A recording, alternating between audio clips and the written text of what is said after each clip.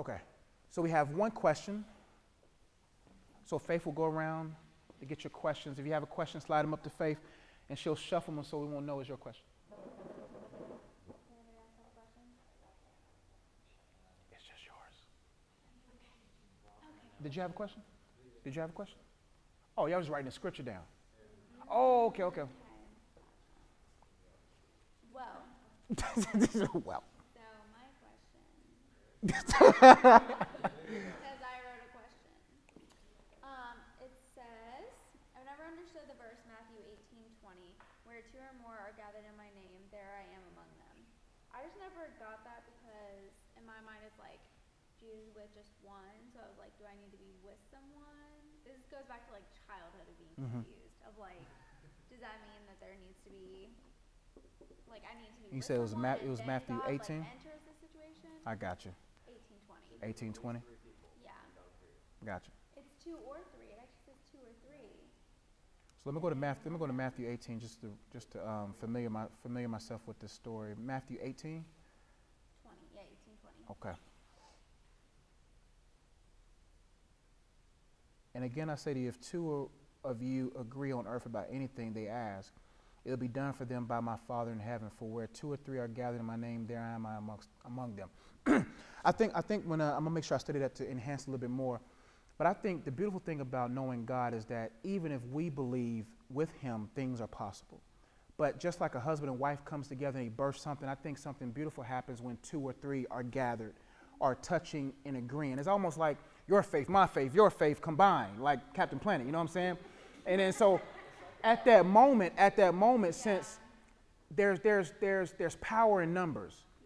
And so if I lack faith and I'm held accountable to Howard or in Charles or Israel, the fellas in the room, then when we all, hey, look, Israel, Howard, Charles, look, I'm going through. I need to touch and agree on this because right now I don't have the faith to execute this. And I think Jesus becomes in the midst of that because he's like, now there's more power in multiple.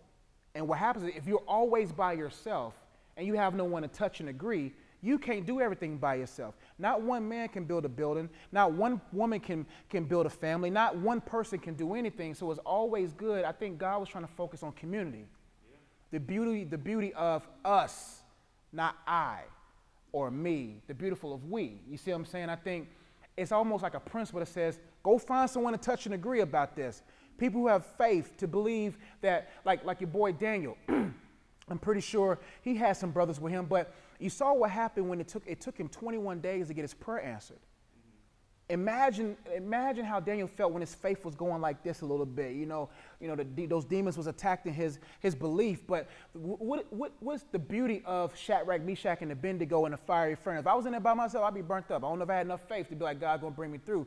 But I bet you Shadrach looked at Abednego like, you gonna stand up, bro? Okay, I guess we all gotta stand up because we've been one from the beginning. So it's good to have a team who have a focus, who have a mission to say, hey, ladies, y'all can be like, if you're going through, let's touch and agree.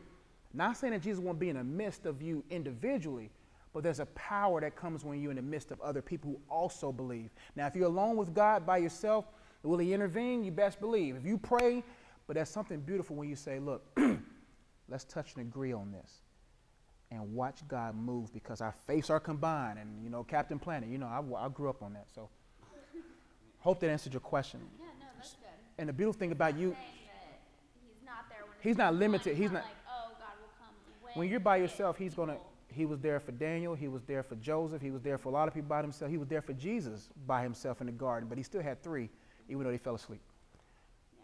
But look at the beautiful thing about you guys getting married. That's like now what you lack faith in, he can say, I got you. What he lacks faith in, you got you. And all of a sudden, God's like, we're all in this together.